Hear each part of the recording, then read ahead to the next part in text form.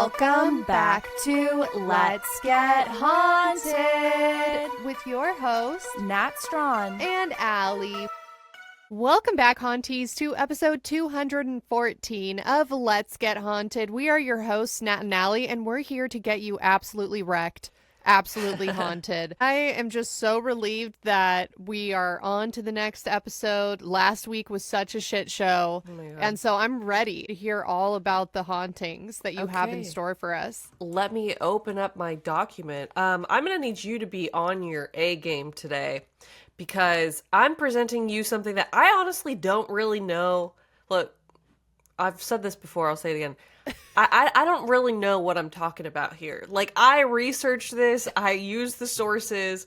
I took information and I, like, put it in my own words and put it on a piece of paper. But I, like, don't understand, like what I have presented here today. I'm not an expert on this topic at all. I don't even know if this is a real topic. But I wanted to thank one of our patrons for recommending this. Mary Grace G on Patreon recommended this. And I remember when I first saw it, I was like, sorry, what is this?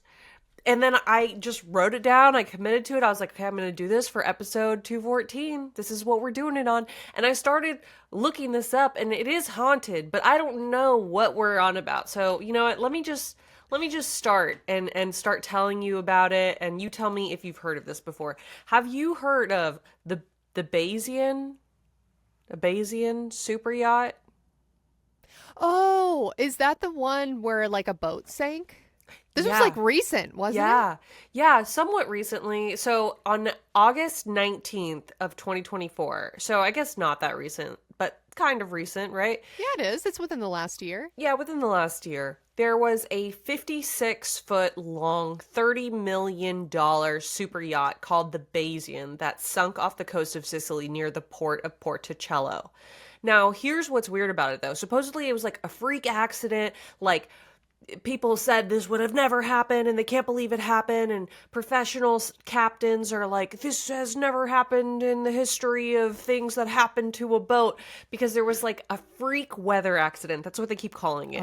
There was a water spout. Some people say no, it wasn't a water spout, it was a downward wind. Whatever, the wind did something crazy. It grabbed this anchored $30 million super yacht and it dragged it 400 meters, causing this mast. It had this huge mast. It was like the second tallest mast on a super yacht in the world, and it just went down on its side, snapped in the wind, I guess. Oh my God. A nearby witness who was on a boat that was like in the vicinity, because this boat was parked like out in like a bay, right?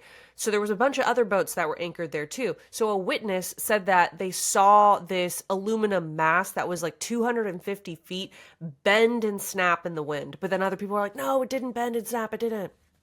I don't know. They're investigating it now. And it's kind of like hush hush, because there's some deaths that were involved in this. And so people might be in trouble. So what I know is what I know, and I'm going to tell you guys, but I don't even know what I know. So let me read to you what the bullet points are here. Out of 22 people on board the yacht, 15 people survived by climbing into an inflatable life raft, but 6 people were confirmed dead. A few of those people deceased were very wealthy and powerful, including chairman of Morgan Stanley International, Jonathan Bloomer, and his wife, Judith Bloomer, attorney Christopher Morvillo and his wife, Nada Morvillo, and chef Ricaldo Thomas. One of the people who passed away was the boat's owner, tech billionaire Mike Lynch, nicknamed the British Bill Gates, and his 18-year-old daughter, Hannah. The autopsies suggest that the people who died on the boat didn't drown to death in water. They had done what's called dry drowning, where they had found pockets of air on the boat and had suffocated in those as the air ran out. Now, Angela Bacares, Lynch's wife and the mother of Hannah, survived this incident, and she said that she had tried to warn everyone below deck that the ship was sinking when she felt everything go onto its side. But she told the Italian media that herself and her husband were only woken up when the boat went down on its side, and she said it was dark, that she didn't know what was going on. It was like 4 o'clock in the morning. She stepped on some glass, she injured her foot, and so she was unable to warn everybody, and she couldn't reach the cabins as they filled with water. It sounds like she has a lot of survivor's guilt. I can't imagine what that's like to like have your child and your husband perish in the same incident that you're in. Like, I wouldn't even want to walk away from that. Yeah. Now, going back to the names of the people that were in this boat, is Judith Bloom any relation to Judy Bloom? Oh, wow. Yeah, the writer. Didn't she write those like Tales of a Fourth Grade Nothing or something like that? I think it was like, Are You There, God? It's Me, Margaret. Oh, maybe. I can't even Judy remember. B. Jones? Yes, I read Judy B. Jones. She was like the chaotic little girl who like was like super disheveled on the cover, right? Yeah, I think that was Judy Bloom, but I could be wrong. It's been a long time since I've read those tween books, but they're so good. And so I'm just curious if there's any relation here. Like, did we lose a legend in the sinking of this ship? Yeah, what'd you say? Judy Bloom wrote Tales of a Fourth Grade Nothing and Super Fudge. The Summer. Oh, so she's not Junie B. Jones. I don't think so.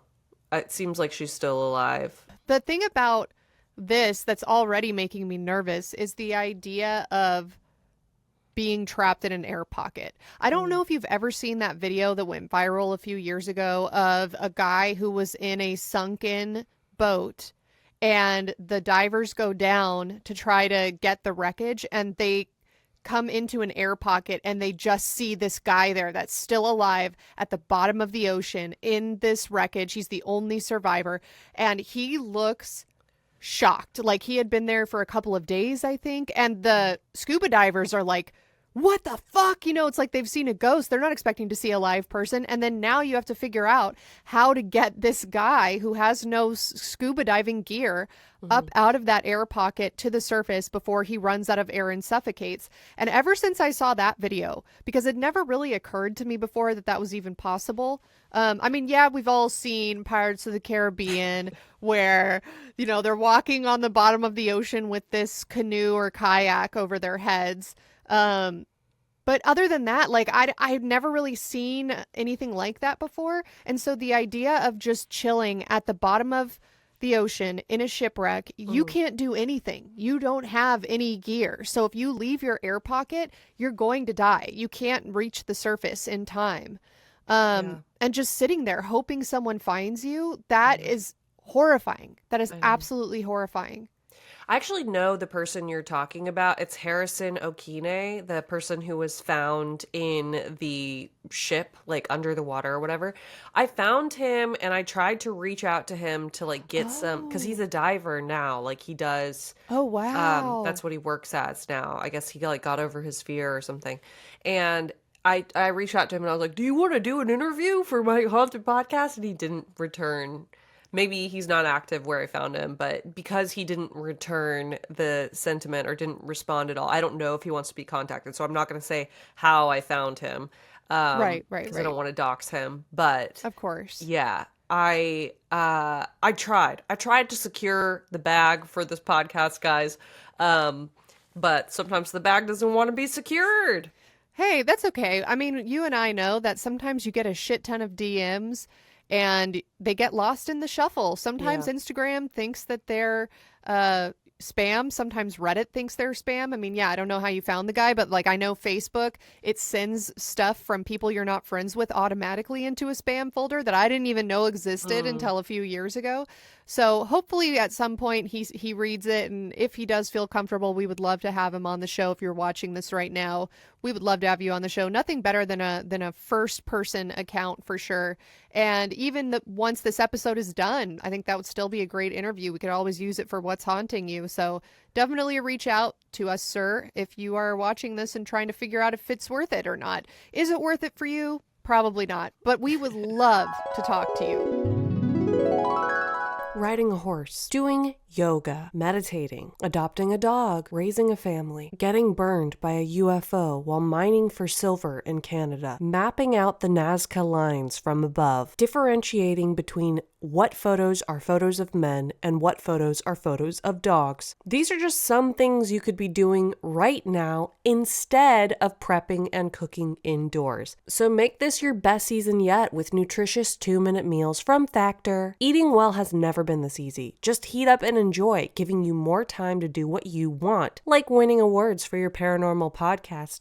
Here's the deal. You're going to get outside and touch grass instead of being inside and prepping things that look like grass, aka cooking. Because Factor meals arrive fresh and ready to eat. They're perfect for your active lifestyle, whether that's working out or working out a way to escape from Alcatraz prison. With 45 weekly menu options, you can pick gourmet meals that fit your goals, no matter how haunted they are. Choose from Calorie Smart, Protein Plus, Keto, and more. Factor powers your day with satisfying breakfasts, on-the-go lunches, premium dinners, and guilt-free snacks and desserts. It's easy to savor more this spring, because Factor meals pack in the flavor with none of the fuss. Okay, right now, guys, I'm breastfeeding, and that means I have to eat all the time. And it's really hard to keep my milk supply up and also cook and also clean and also put the bottles going and find the time to pump and maybe get my nails done. Slay. But Factor makes that easier because it's a ready-to-go meal already just in my refrigerator. Plus, they're really tasty because they're actually fresh. Think of Factor as your personal chef. So outsource the work to Factor. Get started at factormeals.com/letsgethauntedFifty and use code LetsGetHauntedFifty to get 50% off plus free shipping on your first box. That's LetsGetHauntedFifty at factormeals.com/letsgethauntedFifty for 50% off plus free shipping. And now back to your regularly scheduled haunting. Yeah, it's crazy though to imagine being in that scenario. I mean, I can't, I think that's why the story of the Titanic submarine, the submarine that recently imploded trying to reach the Titanic, I think that story is maybe has some parallels to this one, because the reason why people were freaking out trying to find this submarine wasn't necessarily because it was full of billionaires or millionaires, but because of the idea of being trapped in an air pocket, caught on debris at the bottom of the ocean, and you only have a certain number of hours or days to survive. You know, I think that's very, very scary no matter what the situation is. Well, so here's what made it so crazy on top of how crazy it already is that this was a really big boat, right? So it's a really, really big boat, lots of little rooms because, you know, boats have tiny little rooms. That's just how they are. And when it sunk, it really only sank in some water that was like only a few dozen feet deeper than the actual boat. Like it sunk in, I think, like 250 foot water, and the thing is only like 256 feet or something like that. I don't know, guys. The numbers might be slightly off, give or take that's some. crazy. But someone on Reddit was like, it's crazy when you think about that this water actually was only a few feet extra deeper than the length of the boat. And when the divers were talking about how difficult it was to go in and like rescue people, they said it was like trying to dive through an 8-story building that was on its side filled with water because they can't go in from the top, right? They had to go in from the back. They were trying to get in through a porthole at one point, but couldn't get in there. So they had to like go all the way through all these like little rooms and navigate. And it's dark down there. There's like furniture floating everywhere, like stuff, you know. It's easy to get turned around.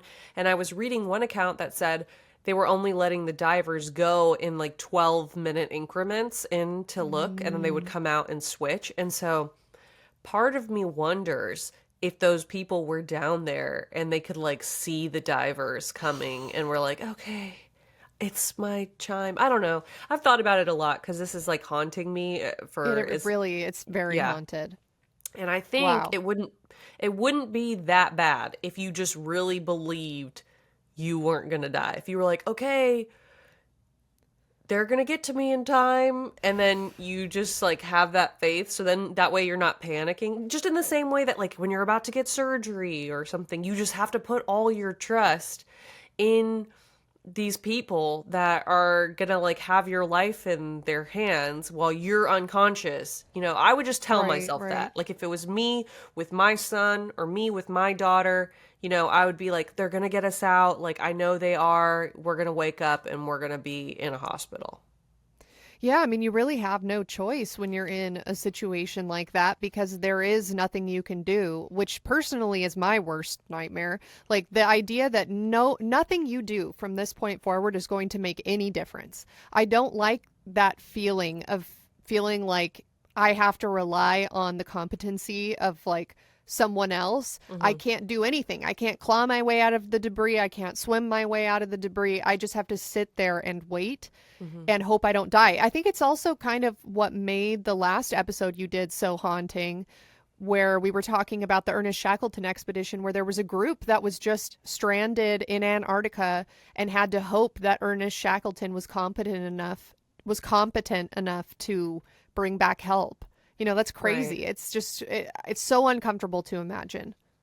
Right. And at first, when they were searching for people, they didn't know that there was people still on the boat because it was kind of pandemonium. They were thinking, okay, maybe we're going to find people like floating outside the boat waiting to be rescued at first. It was like a rescue mission. And they actually found the cook like floating outside of where the boat had been. So they were like, maybe they're still alive. There was hope. But then as the days go on, it starts to become, a different kind of mission. So what makes this story kind of haunted, what makes it worth being on this podcast, is that no other boats in the vicinity of this boat capsized or sank in this storm. It was literally like the storm singled out this one giant boat with the huge mast, pulled it around. Meanwhile, all the other boats were just sitting, watching this happen. It's like kind of weird, right? Ugh. Giovanni Costantino, the CEO of the Italian Sea Group, who are the manufacturers of Perini boats, said that his yachts, which the Bayesian was, quote, unsinkable body, and the safest in the most absolute sense, end quote. He also told the news outlet, quote, this incident sounds like an unbelievable story, both technically and as a fact. End quote. Well, how much of that do we think is him trying to mitigate responsibility? If he built a faulty boat, how many millions of dollars are they going to owe the families of the victims of the sinking? I always just wonder that anytime there's like a CEO of a company or a representative of a company that is embroiled in some sort of tragedy, I'm like, well, yeah, of course they would say that. What's the alternative? Right. The alternative is like, our boats are definitely sinkable and shoddy. Definitely don't buy our shit. You know what I mean? So like, yes, that is very interesting.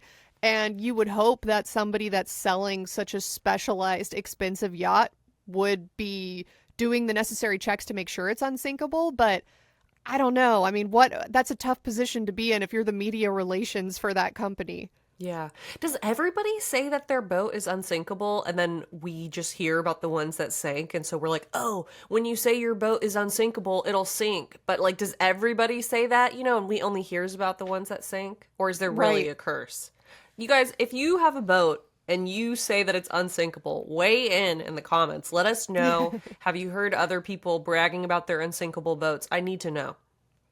This topic is making me so freaked out already. I can tell this is going to be really scary because it's like a real life situation that happened that nobody saw coming, that I grabbed my stress ball, and I have to give a shout out to this brand of stress ball. I don't know if you guys have seen these in stores. What is that? It's called a Nido, and it's like when it's not squished, it's like an ice cube, but then you can like squish it and it'll take a little bit to pop back. And it's so satisfying. And I swear it's making my fingers stronger because I'm like squeezing it so much because this show is so scary that, Nito, if you're out there and you want to sponsor us, holler at us because I am squeezing it. It's for sure making your fingers stronger. I know that people who do climbing, they like have little grippy exercises they do like that. So, yeah, the little thing that you squeeze that's like two pincers or whatever. Yes. Has the ball in the middle. Yes. So Allie's getting ripped this summer. is what I'm hearing. Check out. This is me flexing. That's I need to pretty figure good. something out, guys. I need to figure out. Good. You have a good foundation. I think it's like an empty canvas right now, and we just got to throw some paint on it, and it's going to stand out, right? Oh, hell yeah. Thank you. Yeah.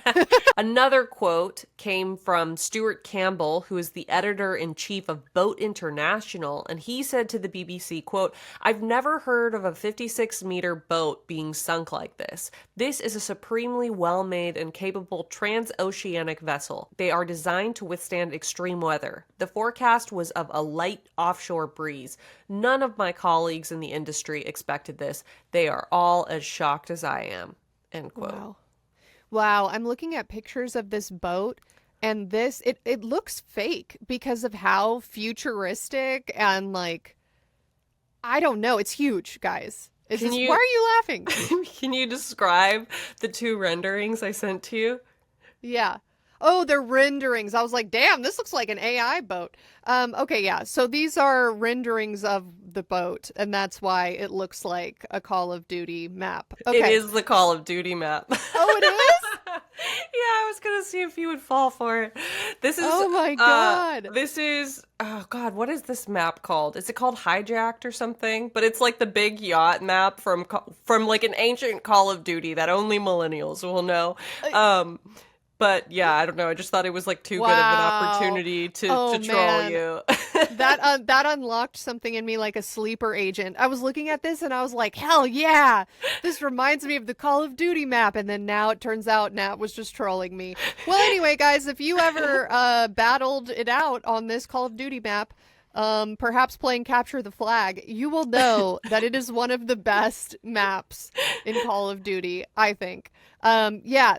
So what do you actually want me to look at? Honestly, I was so satisfied that just happened that I feel like we don't even... What if this episode wasn't even real? What if that was like all a setup for just that moment for you to open that Call of Duty map picture? Well, as we talked about last week on the Hitchhiker Effect episode, who's to say with the paranormal, it's like the odds of you can never know if it's true or not or real or not, because the paranormal by its very nature is undefinable and elusive. Mm-hmm. So, if you had told me this isn't real, then I would be thinking, well, why is she saying that? That means it's definitely real. You know what I mean? So, yes. Okay. So now I see the real picture of the yacht. And this is actually not what I was expecting at all. And it's way less cool than the Call of Duty map.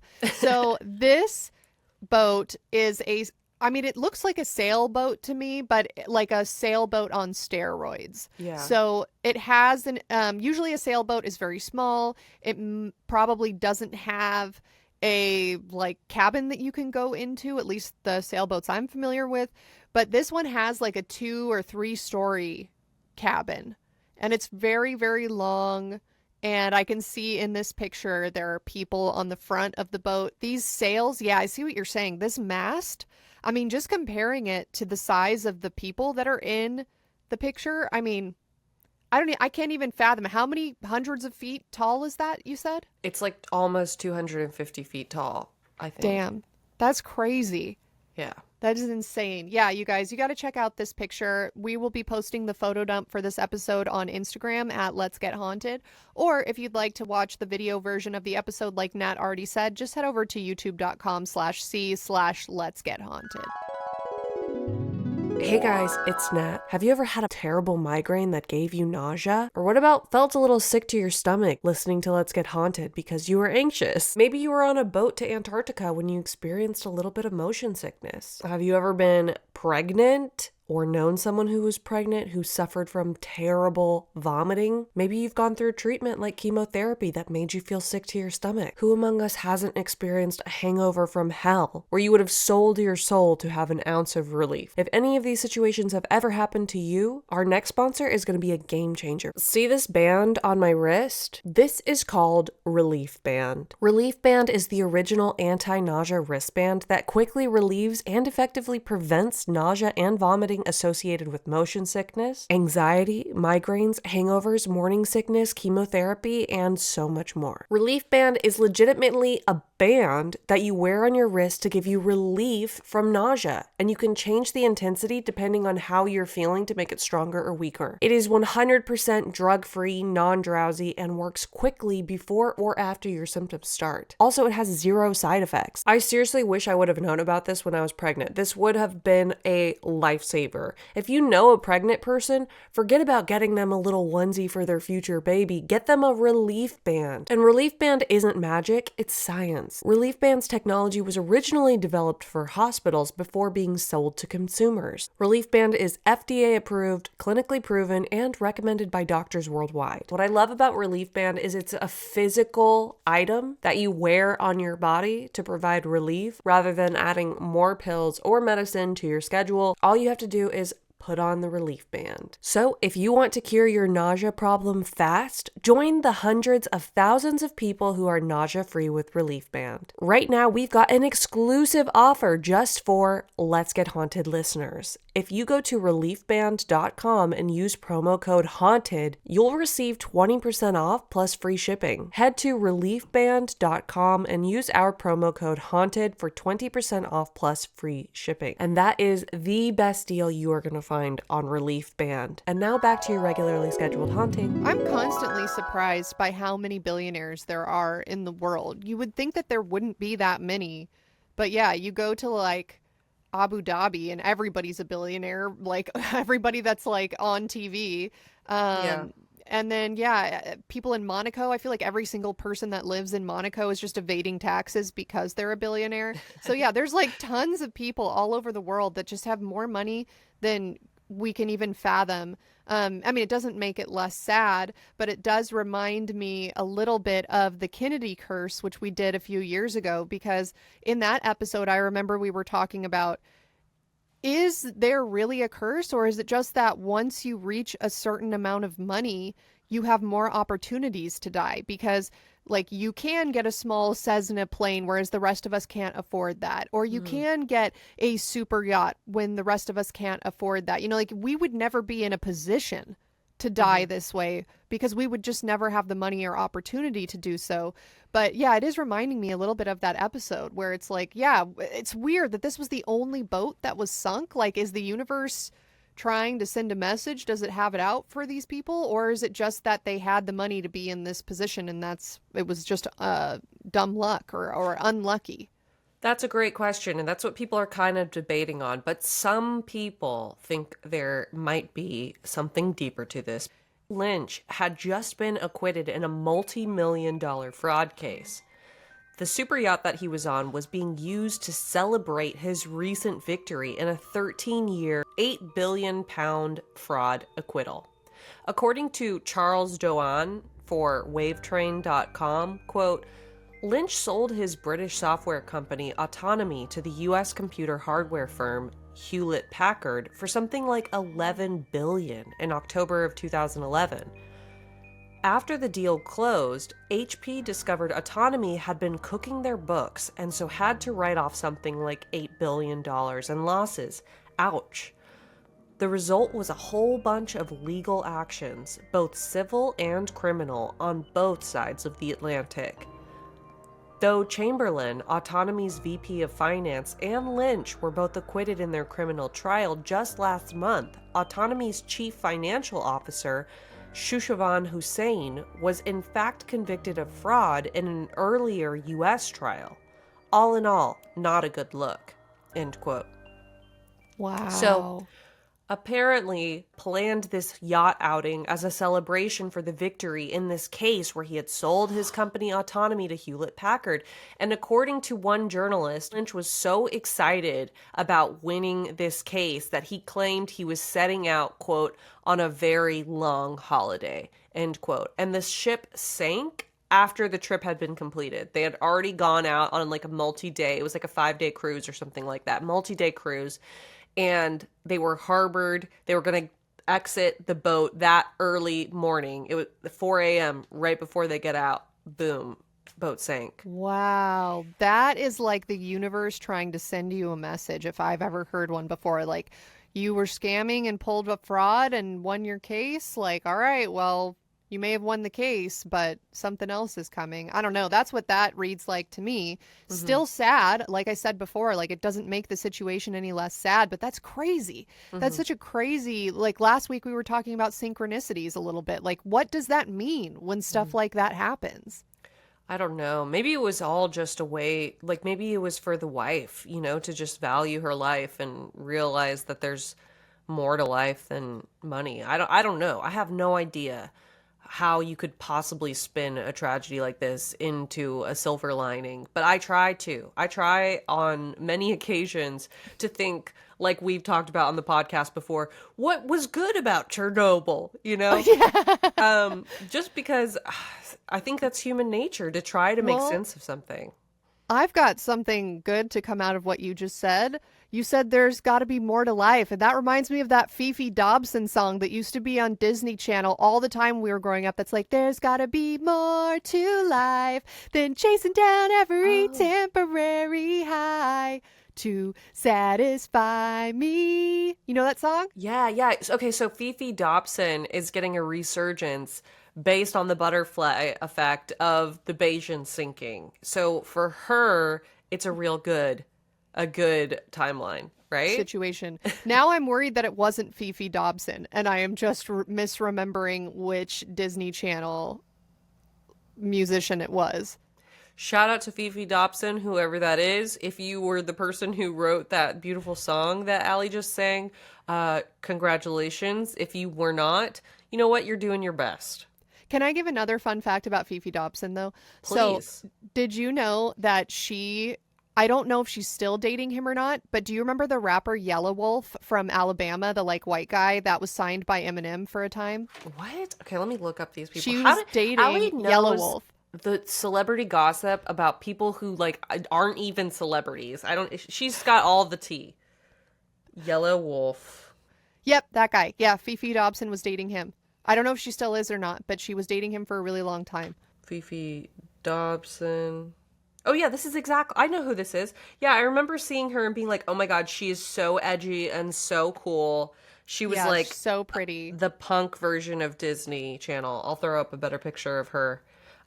She invented belts, obviously, in that picture. All right.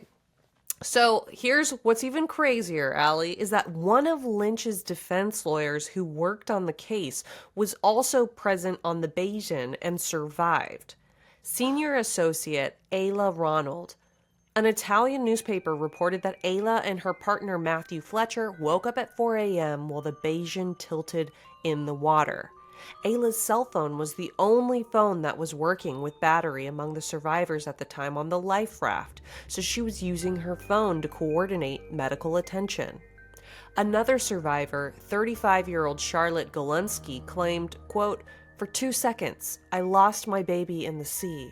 Then I immediately hugged her amid the fury of the waves. I held her above with all of my strength, my arms stretched upward to keep her from drowning." End quote. Oh my god, that is horrifying. Yeah, so scary. She had a 1-year-old with her. And like, can you imagine? It's stormy. No. It's dark. It's 4 a.m. You're thrown out of your bed into this cold water. And you have to not only tread water for yourself, but also hold up a 1-year-old who's probably like 25 pounds. It's not easy. I can't imagine. Yeah. Oh my god. No, that's horrifying. They survived though, right? The 1-year-old survived? Yes, they survived. Thank God. Yeah, they survived.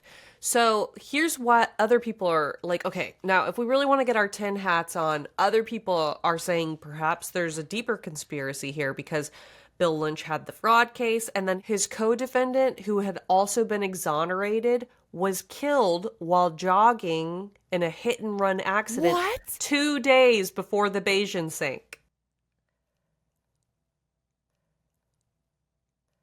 Are you joking? No. And people are like, okay, so is it just terrible timing? Is it bad luck? What the fuck? Or was this like on purpose? And how could it be on purpose? How could you create a storm to single out a boat, and get the people? But then some people were like, well, I don't know. Maybe it was a hit job. Maybe they like took out as much of the family as they could. And then they like torpedoed the boat. And then I'm like, but people would have seen that, Or are we really living in the Matrix and the coders are like, these people were not supposed to be out of jail. Let's rewrite the code to like right the wrong, because by the butterfly effect, if they're not in jail, then like X, Y, and Z is going to happen. I don't know. I mean, I don't know. I'm just saying, Oh. though, that's a crazy coincidence. Also, how, if your co-defendant just got killed by a car, Mhm. wouldn't you immediately bring your yacht back to port? Like, why would you continue staying out? I would be like so shook up if that happened to me. Yeah. But do you think you're like on the boat with your family and friends, like celebrating this, whatever, and then you just get a phone call, all of a sudden you're like, hey guys, I have really bad news. Okay, everyone put the champagne down for just a second. Guys, no, no, no. Can you send the lobsters back for one moment? One moment. Okay, hold the oysters for one fucking second, okay? I have an announcement to make. You guys, my co-defendant has died, and everyone's like, oh no. Has someone seen my sunglasses? It's really bright out That's here. exactly what happened. That is exactly how I imagine wealthy people receiving bad news. Like, oh, your dog died? Oh my God, hold on. Like, let me pull out my Prada handkerchief and like dab my eyes. I don't want to mess up my makeup. So, like, let's talk about something happier. Right, right. Like doll, I know that is so traumatic, but I just had my face lasered and I can't move my eyes for the next Literally. 34 hours. So I need you to Yeah. just trust that I'm sad for you, but I can't cry. Okay, babes, I love you. Yeah, yeah.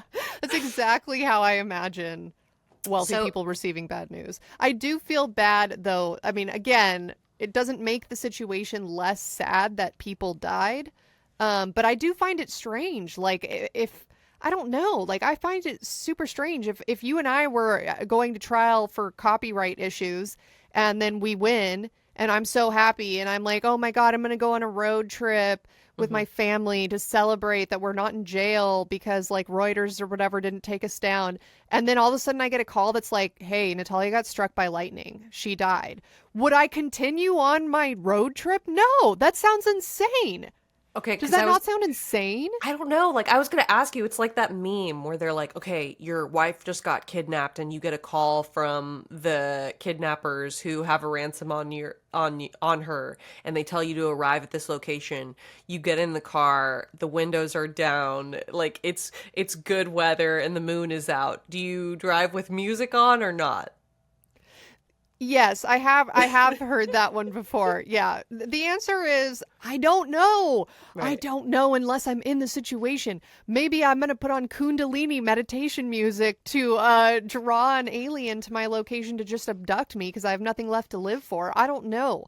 I Yeah. don't know. But I just can't imagine continuing on the journey unless maybe they just didn't receive the news for some reason, or they were too far away to like Mm. turn around and then it would actually be less time to just continue on with their journey. I don't know, but I just feel like it would be so hard to act like everything was normal after something like that happens. But it's like that thing where you're like, ah, this is really bad, but that makes me want to just spend time with my family and value it even more on the boat, right? Because like life is short, so we should definitely take the jet skis out this afternoon. Honey, I'm so sorry your pop died tragically by being pancaked by a dump truck driver, but we just got to take the jet skis out and just feel the wind on our skin and just remember this is what Pop would have wanted as he was being peeled off the ground by the paramedics. Yeah, I mean, part of it depends on how good of a mood I'm in, right? Like if someone delivered the news like, "Hey, How hey, could you possibly be in a good mood after someone says something like that to you, though? no, if you were in a good mood before because you're on a yacht, like traveling around, you're a billionaire, you get to keep your billions because you're acquitted, like whatever. And then you get bad news, you're going to be in less of a bad mood than the person who was not on a yacht billionaire with their friends and family, right? Ah, See, okay. like, if you're already starting at super, super billionaire good mood, then maybe you can only be knocked down to, like, millionaire I good mood. see. you know? I Maybe you see. never get to just like bad mood. You're just like, oh, another one bites the dust. Oh, yeah, that's too bad. All right, jet Yeah, skis maybe this you're like, afternoon.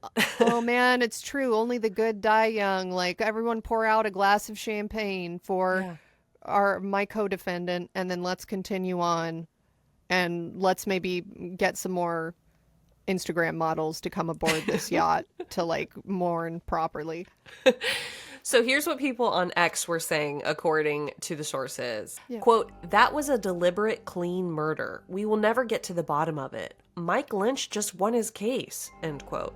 Another X user wrote, quote, the problem with this story is that there was a smaller boat moored near the Bayesian, and it had no problem of riding out the storm, end quote.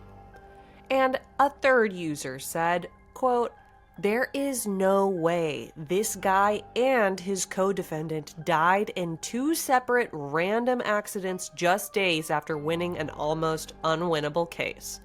End quote. I mean, it's very, very weird. That is bizarre. It was already bizarre that he had won this case and then died immediately afterwards on his like victory lap tour. But then to also hear that his co-defendant died, like that is so strange.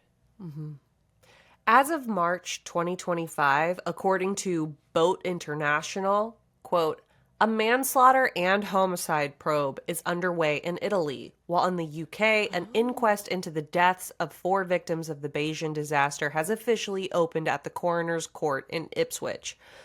The cause of death for Michael Lynch has been attributed to drowning, but the deaths of the other 3 parties are still under investigation. Wow. End quote. So I don't know what that means. Like, what do you mean the other people are still under investigation, right? Like, To me, it sounds like maybe it's an investigation of the company that manufactured the boat. Maybe they found some defect that wasn't disclosed or that shouldn't have been there. Or maybe, I know I've always heard that if you have one of these yachts, let alone a super yacht, but if you have a yacht, you basically have to have full-time salaried staff on your boats, including a captain and, you know, maintenance and whatever, like maids and servers. And I think that's what there's like a reality show called Below Deck or something, and it's kind of about that. All these people that are trained and it's their profession to go on these yachts and super yachts and take care of the boat. And so could they be saying that perhaps the captain was at fault, or the company that hired these salaried employees they didn't try to get people out of the boat? You know, I mean, I know it's kind of a trope about like the captain goes down with the ship, but I think you're kind of, you're supposed to go down with the ship if you can't get everybody else out, right? Like you're not I think the idea behind that is you're not supposed to save yourself while ignoring everyone else. You're the one with training, so you should be trying to get as many people out as possible. And of course, none of us were there, so I don't know. Maybe it just wasn't possible. But I kind of wonder if that's what they're saying. Is it some sort of neglect or neglect of duty, or just someone freaked out and just was like, okay, well, the ship's going down, but I'm just going to peace out because I don't want to take the risk of trying to go down below deck and try to save people? I don't know. yeah, my understanding is that the skipper is being looked at, which sounds really funny because to me, like, skipper is a Barbie doll or a dolphin and does not sound like a respected position on a boat that could possibly be liable for anyone's lives. However, apparently it's the skipper's duty to carry out the orders or whatever to get everyone to safety. So they're trying to figure out if the skipper did their due diligence. And from what I read, I mean, the skipper was like, yeah, I was told, you know, I had to batten down the hatches and put all the pillows away and get the ship ready for the storm, you know, and make sure that everyone was awake and then they could go back to sleep after, you know, we had passed. So I don't know. They're still just trying to figure it out because it's not a good look when most of the crew, other than the chef, you know, makes it, and then there's a bunch of passengers who don't. Yeah, I know it is kind of strange, but I guess, you know, maybe he did try to tell people, like rouse people, but they just had this false confidence of, well, this is a super yacht. Like, this is unsinkable. The manufacturer says it's unsinkable. So I'm tired. I'm just going to go to sleep. And then what's the skipper supposed to do at that point? Like, pull people forcibly out of bed? I don't know. Maybe that is one of the duties he's supposed to do. But that seems dramatic. I mean, I've been on 2 cruises in my life. And the one that I went on when I was a child, so I barely remember any of it. We were going to Mexico. And my mom said that there was a really big storm. And so they were doing an announcement that everyone needs to put on their life vests, come onto the upper deck just in case. And yeah. And my mom said that she, went into me and my brother, because we had like an adjoining room, I think, because my cousins and I were like all sharing one room. And so she came in and was like, okay, guys, you got to get out of your like bunk beds. Like, we need to get on our life vests and go to the upper deck. But she said that there were people, like other people in our extended family that were like, I'm tired. Like, I'm not getting out of bed. So yeah, like, what do you do at that point? Clearly the boat didn't go down in that instance. But yeah, it's strange. Like, we all have free will. So did the skipper try his best and people just didn't want to get out of bed? Or did he not try at all? And that's why the crew lived, but not the people who owned the boat. Well, some people were saying maybe there was like a power dynamic thing, because like when you have the actual owner of the boat, who is presumably your employer too on the boat, it's like you don't want to do anything that's going to make their stay unpleasant, because they might fire you. And so if you're that guy that like makes a big deal out of this storm that ends up being nothing and wakes everyone up at 4 a.m. and ruins the vibes, then yeah, you might end up getting fired. It might not be because of that reason, but it could be that time that you dropped the plate of oysters. That was it. That's the end, right? So right, it doesn't look good for you. Like, you should, I don't know. I could see that. I could see that too. Yeah, maybe they had already tried to do like a safety check earlier in the day and the guy was giving them shit. And so they're like, all right, well, don't really want to do that again because he wasn't super pleasant. Yeah. Who's to say? We don't know.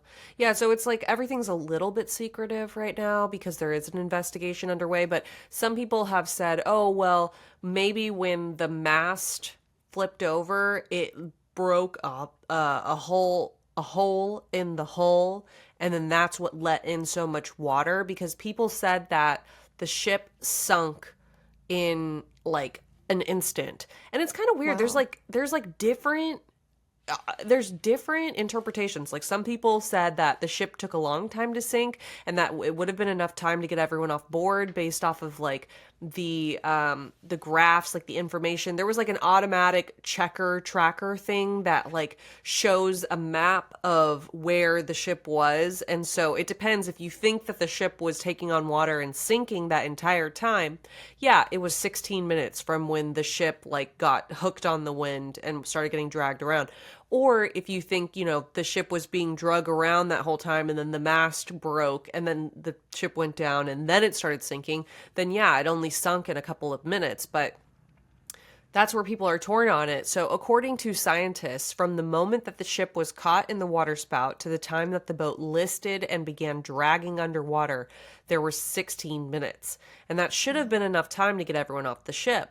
But keep in mind, this was the middle of the night at 4 a.m. The passengers would have been asleep. It was dark. The ship was on its side. So what, you're like walking on walls now? Maybe mattresses and things like that have fallen off. Furniture, decorations are now all over the floor. And then the other skeptic theory is that people think, okay, well, if you do think that perhaps it wasn't a freak weather storm, maybe it was some sort of hit. Charles Doan from wavetrain.com said, quote, HP did win a civil trial against Lynch in Britain, and after damages are established, he may end up owing them as much as $4 billion. It would have been much better, therefore, to wait until after Bill Lynch paid up before he was killed, if it was conspiracy. End quote. That makes sense. Knowing that part of it, then yeah, I don't think that it would have been smart to order a hit, I mean, also, how do you order a hit via storm? Like, are you cool with Poseidon? Is HP like they're like really good friends with Poseidon, and so they call him up and they're like, hey man, this guy who's an asshole is going to be rowing through your domain on this day at this time. Can you make it look like an accident? Here's 5 million clams and please go get this done. You know, like, is that what life is like if you're that powerful? Well, have you heard of like the HARP weather thing machine? I have, but I don't know much about it. Okay, so I don't either because like no one will tell me. I'm on DuckDuckGo. I'm like HARP weather machine conspiracy, like please. And I just keep seeing like debunking things about it, but like no one's telling me the actual tea about it. So let me see what it stands for. It's in the same vein as the people who think NASA is like an acronym for Satan. And that NASA is like a serpent's tongue is the logo or whatever, right? So they also believe that NASA has this HARP weather machine, which is a high frequency active auroral research program, I guess. And so according to this chat AI bot thing on Google, the purpose of HARP aims to understand the properties and behavior of the ionosphere, which is crucial for radio communications, radar, and navigation systems. It's located in Gacona, Alaska, which was a location that was chosen for its flat ground and proximity to the North Polar region where auroras occur. The function of HARP is a high-power, high-frequency transmitter to temporarily excite a specific area of the ionosphere, allowing scientists to study the physical processes that occur in that region.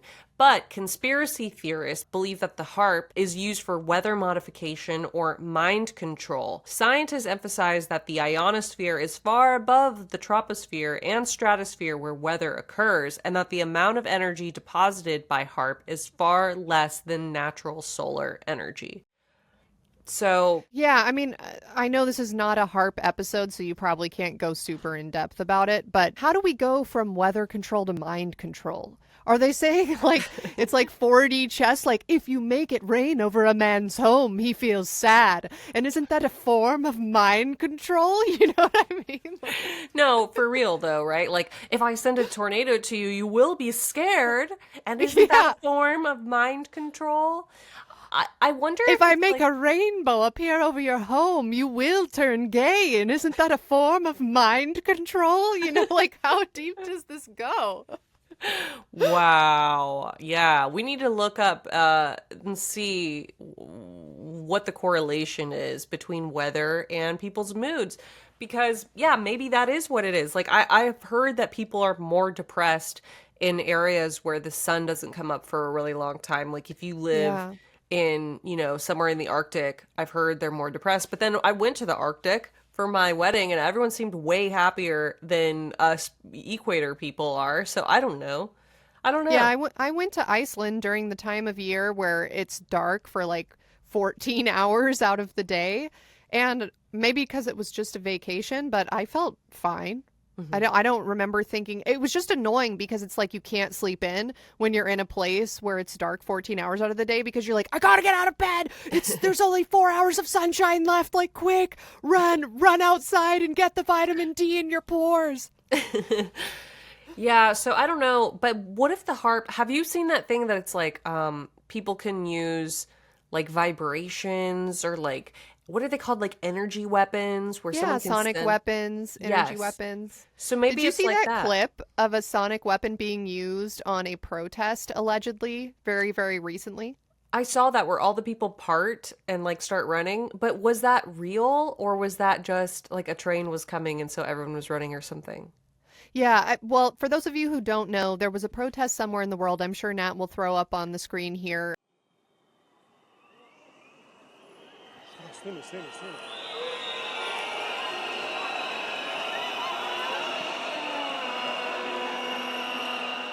But basically, there is a protest happening, and there are military or policemen, I'm not sure how it works in that country, that were trying to disperse the crowd. And all of a sudden, the crowd starts running, like stampeding away. And it is rumored that they were testing out, that the military was testing out some type of sonic weapon that makes you feel or hear like a train is coming at you. So you start to run. But there's a court case going on right now, and I guess it hasn't been proven that anything was used, and the military's saying no, like this is just an example of like don't yell fire in a crowded room type of thing where one person panics so then everybody panics, and that there is no sonic weapon that they possess that can make that happen. But then other people are like, well, yeah, but if they could, would they really want everybody to know that they have a sonic weapon or that they used it on a protest? Like, probably not, because the optics would be bad. I'm looking it up here. Sky News says Serbia calls for investigation into claims illegal sonic weapon used against peaceful protesters. And then AP News says, like a sound from hell, was an illegal sonic weapon used against peaceful protesters? And then AP News says later, Serbian officials deny illegal sonic weapon attack on peaceful protesters. So yeah, depends which news you believe in, I guess.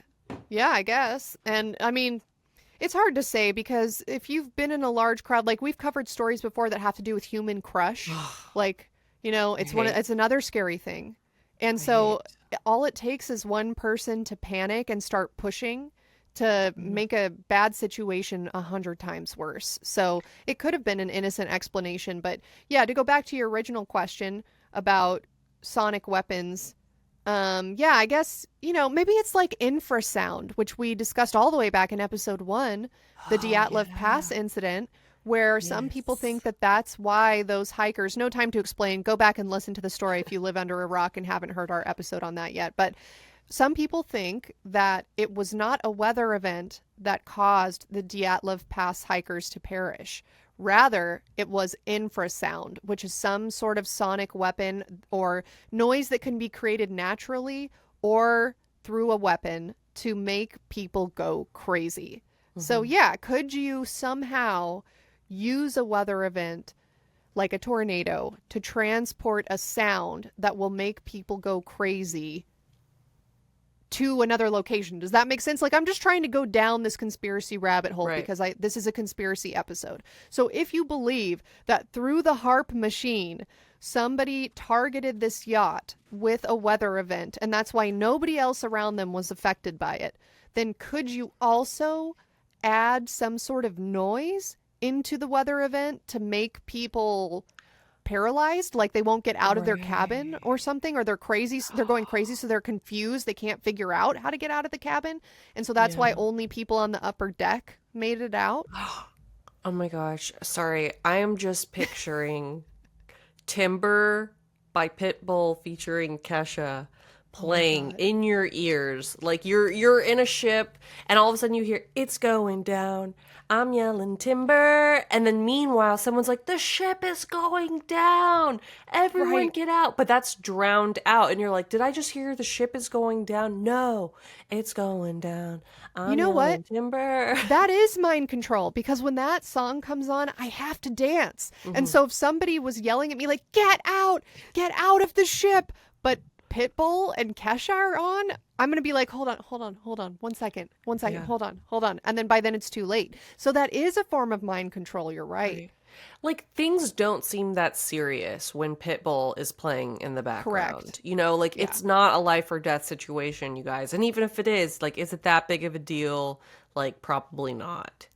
That's so true, though. Like, if you get in a horrific car accident and you are trapped in your car and they have to come bring the jaws of life out, but your radio is still on, like, what song would make it to the point where you're just like, well, it can't be that serious? Like, what if Weird Al is on? Like, you have a Weird Al CD playing and it just gets stuck on, like, the song Albuquerque or whatever, which is like a 20-minute song, and it just keeps playing on repeat while, like, the firefighters are like, get her out, she's got 20 minutes to live. And I'm like, great, one more round of Albuquerque for me. Like, at what point are you just like, totally unaffected by the tragedy around you because of the music that's playing? It's really not has anything to do with what you're saying. You kind of look like you're wearing a French maid outfit from here. Oh, really? Is that what you're wearing? Yes, you do. Oh, no, they're jeans. Oh, my God. You were bending over, like, forward, and it looked like you had a little white apron around your waist. That was very uwu kawaii. I'll have to throw up a little thing next to you, because that's legit what it looked like. Wow. Wow. Yeah, I Okay. think it's the angle of my camera. If I'm like leaning forward, because if I lean back, you can't hear my voice. It'll just sound echoey. So if I'm leaning into the mic, it's like I have to hunch. So Mhm. then the boobs are blocking everything else. And then, yeah, you can't tell what I'm wearing. It's glorious. No complaints from the internet Ooh, here. woo. Yes. Ooh, woo. Okay, let's talk about the design of this super yacht. The chairman of the Search and Rescue Council noted that super yachts are recreational vessels and they're not designed to withstand punishing weather. They're meant to be enjoyed and that they're not, he said they are not seaworthy. But that writer for Boat International, which, come on, guys, what could be more official than Boat International, said that it was a seaworthy vessel and that it was designed for transoceanic travel, which to me is kind of crazy. Like, transoceanic, that means like across oceans, right? So that Yeah. guy was saying that little sailboat thing that looks like a child's toy could go across like it could sail from Europe to the United States. Yeah, that is interesting because when you showed me that picture of the yacht, I think part of it really doesn't look like a yacht to me because it seems so top heavy. The Yeah. sail is so tall. Like you said, Right. 250 feet. And then relative to the like width of that boat, I mean, the boat looks like nothing compared to that sail. So if something hit that sail wrong, yeah, of course it's going to topple over. Just from my untrained eye, maybe I'm totally wrong and a boat person will come in and correct me in the comments, but the proportions of the sail to the boat itself seem way off. So now hearing you say, oh no, people say that this is actually just a recreational boat and it's not seaworthy, that makes more sense to me because that looks like the type of boat that you like get a group on and you're like, oh, we're just going to go eat dinner on this yacht that is going to go around the harbor 3 times and then Yeah. we get off the boat. You know what I mean? That's what it looks like to me. Of course, very nice, very expensive, but it just doesn't look like something you would want to travel between countries on. Yeah, but then I wonder, I was like, okay, early explorers, right? Like they would go across the ocean in boats that were probably that size, right? I don't know. We're not going to have the answers, but were the masts and sails like that 250 in feet tall. old ships? I feel like the boats that old-timey people went on, that explorers went on, were at least taller. You know what I mean? Like Mm, the boat part itself was yeah. taller, whereas this yacht, it's like an almost flat boat with a Mm, giant 250-foot sail. right. You know, that yacht like won some awards for like best super yacht, I think in Oh, 2009 or something. I can't wow. I can't remember the exact year, but it had won some awards for like best interior, best design. And so, yeah, maybe you do get kind of like a false sense of security when you're like, "Oh, I'm in an award-winning boat right now." Yeah. Yeah. Yeah, definitely. And I mean, if it's true that the boat incorporated or whoever made the boat, like if it's true that they're like this is unsinkable, then yeah, they do bear some responsibility because of course, if you're spending that much money on a boat, and you buy it and the guy who sells it to you is like this is unsinkable, you're going to believe him because Right. why would you lie about that? It seems like that would be a huge liability. So I'm glad you brought this up. The CEO of the company who built the Bayesian, Giovanni Constantino, claimed that the sinking was due to human error. According to Giovanni, the captain had underestimated the danger that the passengers were in and did not prioritize evacuation in Oh. time. Furthermore, Giovanni claims that the ship took 16 minutes to sink. It wasn't that the ship had been dragged for 16 minutes when it went down, it had been taking on water the entire 16 minutes that it was being dragged. Wow. Quote, you can see it from the automatic tracking systems charts, end quote. According to news reports, some passengers were found on the opposite side of the boat near escape routes, meaning that they had begun the evacuation process and were making their way to the exits.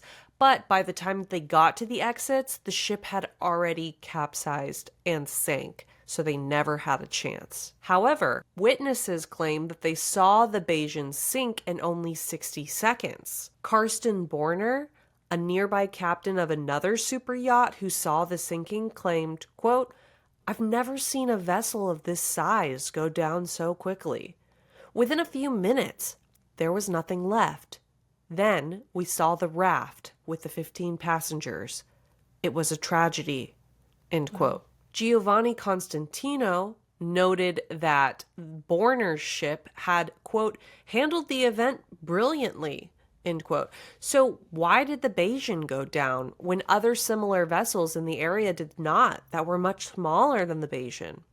The CEO of that shipbuilding company would be inclined to say that it was human error, right? As you were saying before. But also, the captain of the Bayesian said that they had just never seen the storm coming. However, people in the area said that there was a weather warning. However, other people in the area say that it wasn't that big of a weather warning, like they weren't expecting it to be that bad. So, I don't know. Seems like everyone's like just passing the blame off on everyone. Definitely. Yeah. The person who manufactured the boat is going to say it was human error. The company that staffed the boat is going to say it was a construction error. The captain of the boat is going to say that he did everything to get everybody out. But maybe one of the surviving victims who lost family doesn't feel like the captain did enough. So they're going to pass blame on him. You know what I mean? Mm-hmm. So I guess that's why this is taking so long to investigate, because everybody is just trying to pass the buck. And like, there's nothing worse than living through a traumatic experience and then you're also found civilly or criminally liable for something, right? So everybody who survived is trying to save their own skin at this point because they already have the trauma of this horrible event having happened to them. So it will be interesting to see where the investigation leads to. Now, this is also a question I have for you. If there were other people in the vicinity, are there no videos or photos of the sinking of the Bayesian? There is like a super grainy video of, it's just like black and white. I'll throw it up here, but like you really can't see anything. It's like you're looking at like a super grainy black sky with like two little dots that are supposed to be the lights that are on the mast that are like off in the harbor, and the lights are there and then all of a sudden they're not there, but you can't like really see what's happened. And then there's a different video that's from a restaurant that's on the shore that's just looking at their like cafe area in front of the cafe, and you can see like all of their furniture and stuff like starts blowing around and like some planters knock over. But there's no video footage that I know of that's circulating around that's actually shows the ship sinking. But yeah, I mean, it would have been late, right? So like people, even if you did get your phone out, like, oh my gosh, that ship is sinking. I guess it happened so fast and it was so late that you really couldn't see anything. But I haven't seen any videos yet. Maybe other than the ones I showed you here. But maybe things will come to light. Like, I don't know if that. But, you know, the woman who was escaping that had her phone on her, she had the 1-year-old. And so she probably wasn't thinking about, oh, I got to get my phone out to film this. She was just thinking, keep my baby above the water with both of my hands so that it doesn't sink.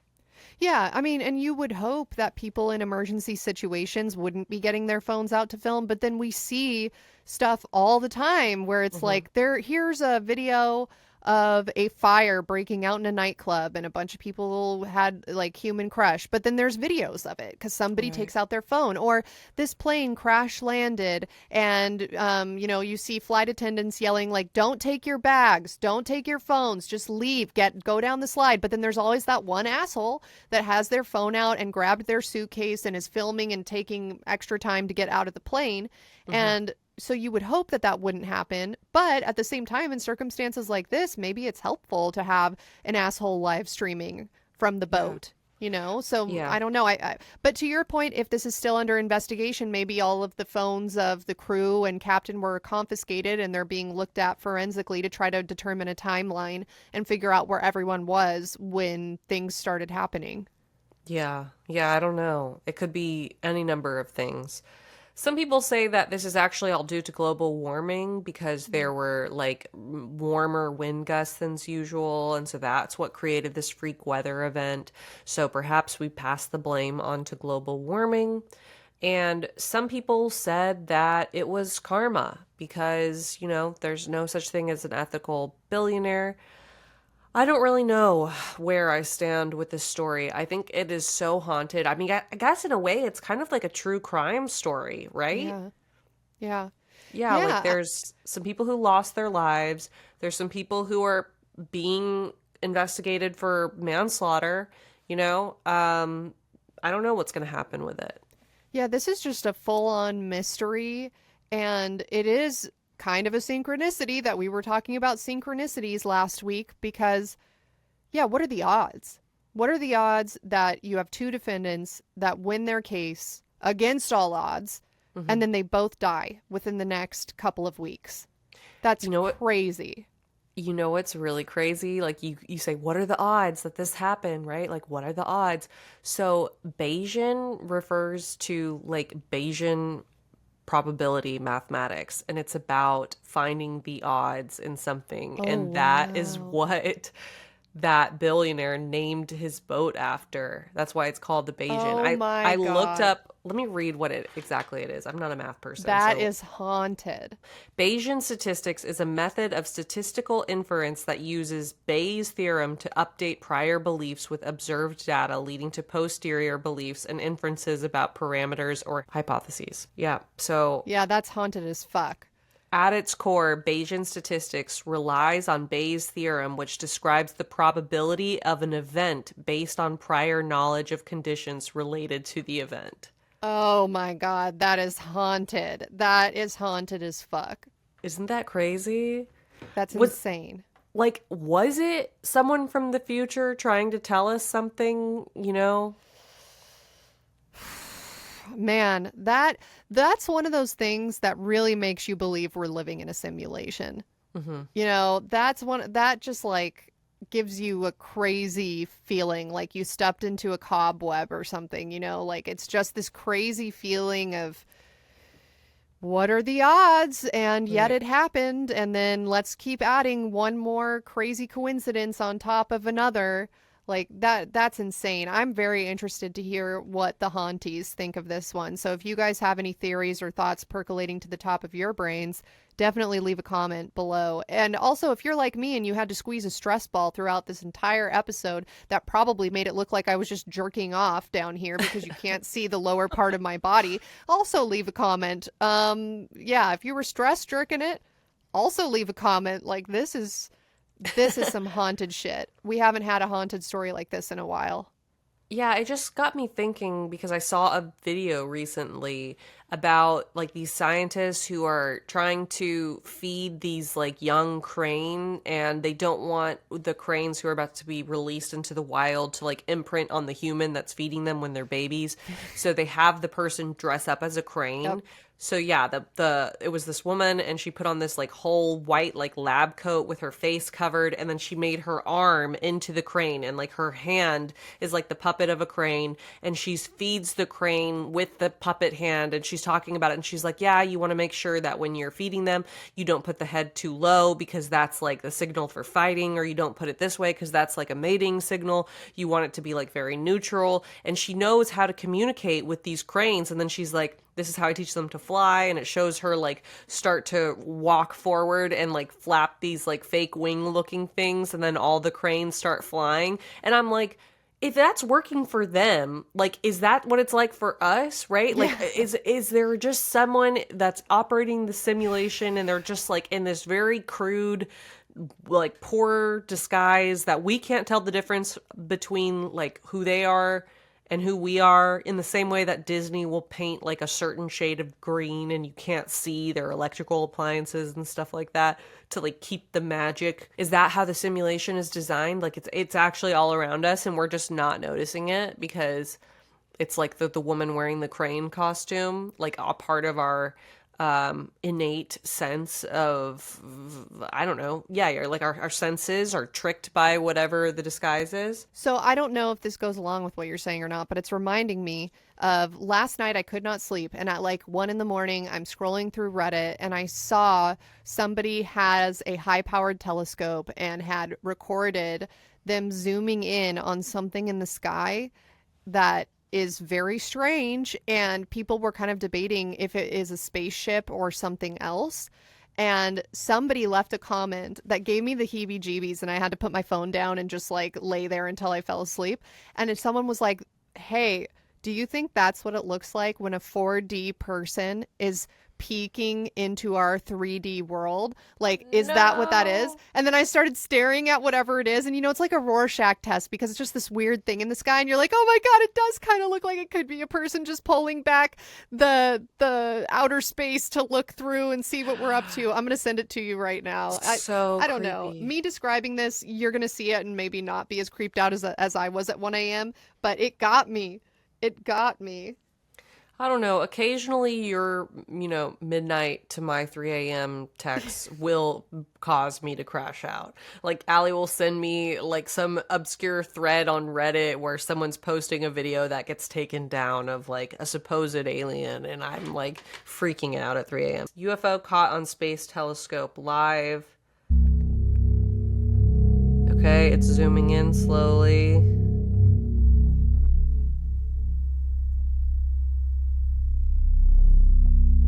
Oh my god, what is this? I don't know. Yeah, I don't know what that was. That is weird. Does it creep you out though? That the more I look at it, because I just kept watching it, because I don't know if it's a video or a GIF, but I just kept watching it on a loop, just getting more and more creeped out each time it zooms in on whatever the fuck that thing is. Yeah, I mean, it almost looks like a smudge in the painting of whatever, the sky is. It just looks like it doesn't belong, right? It looks like a mistake of some sort, and it does stand out. I don't know what it is, but yeah, that is creepy. I would like to forget about that immediately. I want to believe that that's just like a moth that like flew up way too high or something, and the or telescope picked it up, but I know that's not how telescopes work, so it does a little bit remind me of that episode of Rick and Morty where Morty's looking through a high-powered telescope at the moon and he sees some guy just walking on the moon. Wow, that's incredible. What the heck? And he's like, what the fuck? And he was like so fucked up about it, and he can't think about anything else for the next few weeks because he's like, there's just a guy walking on the moon, like not in an astronaut suit, like it's a dude. And then they get a substitute teacher that comes into their class, and his name is Mr. Loonis, and he looks exactly like the guy that Morty saw walking on the moon. So then he goes and tells his principal, like, this guy is walking on the moon, like you have to get rid of him. And then the principal thinks that he's actually just talking about like that it's code for that he got molested or something. So he goes and beats up Mr. Loonis, and then Mr. Loonis goes and hangs himself, and then Morty's like, holy shit, and he goes back to the telescope and he just realizes that it was a smudge. It was the whole time. It was a smudge on his telescope, and he blew it completely out of proportion. Like, is that what we are on this show? We're looking at smudges all the time and hallucinating horrific things because we're on edge. I normally I would be like, yes, perhaps, but the fact that the fucking ship is the Bayesian, which is about the probability of something happening based off of your knowledge of it happening or whatever, I don't know. I don't even know how to translate that. Somebody who understands how haunted it is, please make it more haunted for us by explaining it in a way that is more terrifying than what we're already doing. Please. It is, at the very least, it's ironic that a ship named after a statistical theory that theoretically could never sink sank. It found the one out of every 2 billion yachts. Like, it was that one. That is crazy. She's done it again. She's done it again. We need the Italian national anthem playing behind that, though, because wasn't this an Italian sinking? Yes, I will be sure to put the Italian national anthem behind that. That is my episode, Allie. Wow. Yeah. That was crazy. It gave me the creeps. I love stories that don't have a lot of theories behind them, because then we can just spin out in a million different directions. And we certainly did. So hope everyone enjoyed. the crash out that was this episode. And I'm very interested to hear what people that listen to this show think, because we always have people with the most random professions that stumble upon our episodes. And so I want to know if you're in boat manufacturing, or if you're in like the service industry on super yachts, or if you know a ship captain, like tell me, what do you think happened here? Because we're not boat people. And I know boating is like a very niche hobby, and people that are really passionate about it know all sorts of things that the regular layperson that doesn't go on boats isn't going to know. So I'm very interested to see what people leave in the comments below. BRB, gotta go listen to Fifi Dobson and live out my childhood again. Bye.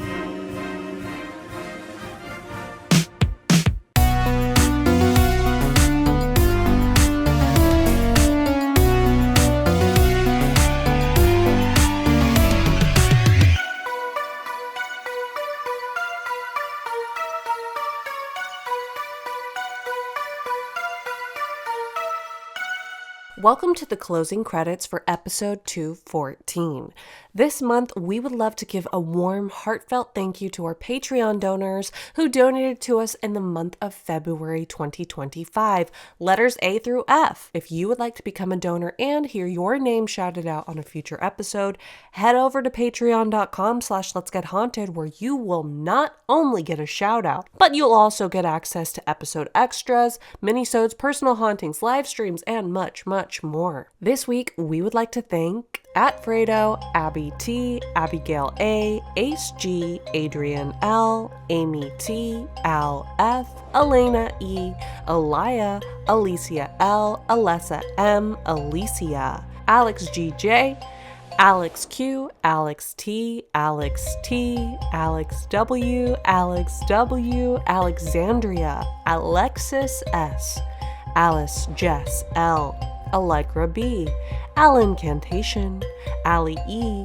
Alonzo, Ali B, Ali's a 10, Alassier, Amanda P, Amber F, Amber Alert 42069, Amelia, Aim Resurrup, Andrew, Angela M, Angela N, Ann M T, Ann D, Archie F, Arden Strander, Ariel M, Artsy Starkey, Arwen S, Ashley D, Ashley J, Aubrey R, Audrey W, Avery K, Bailey M, Bambi, Bear Rider, Beatrice, Beck, Bella Q, Benjamin S, Bethany W, Billy R, Boob 42069, Bookstiff Managed, Bradley M, Brianna L, Brett B, Bree E, Brianna C, Bree P, Brielle, Brittany S, Bronal, Brooke, Bucket M, Caitlin D, Cal E S, Cameron VH, Camille Zakat, Karina, Caroline L, Cassidy M, Casey L, Celeste L, Cetus, CG, Chatty Watty the Puddin' Patty, Chance the Reaper, Chanel C, Chaotic V, Charles C, Charlie I, Charlie M, Cheesy, Cherry D, Chicken, Chloe L, Christina T, Christopher M, Christopher O, Christy H, Coraline, Corruptive Jade, Courtney, Criley, Crystal C, Cursed Gravy, Cynthia DLTC, Cynthia V, Dan J, Dan the Blacksmith, Dana C, Danny Rose C, Dania SNC, Daniel G, Danny T, Desi S, DiGiorno, Flocka, Dodie, Don't Be a Pill, Dorley N, Echo R, Ed B, Edgar K, L Duderino, E Little 711, Elizabeth of Alabama, Elizabeth P, Elowen B, Emiko N, Emily B, Emily H, Emily O, Emily R, Emily W, Emily C, Emma D, M Storm, Erica, Eric G, Erica M, Esther N B, Faith B, Felicia G, Frank D, Fred H, Freddie F, and Fresh Zombie. Thank you all so much for being our patrons. We love making content with you guys. We love hanging out, especially through our extended intros. We've been having a lot of fun with those, putting those up on Patreon for those of you who want a little extra dose of Allie and Nat. Thank you guys for helping us to keep the lights on or off. Thank you guys for not complaining that I sound super nasally and congested right now. The pollen in Georgia has been crazy this week. RIP to my friends with allergies. I don't even usually have allergies, and I have allergies right now. So thank you guys all very, very much. And now it's time for our secret password. If you comment our secret password on the Instagram photo dump for this episode, you will be entered into a raffle at the end of the season where you will win a secret prize. The secret password for this episode is Fifi Dobson. Fifi Dobson.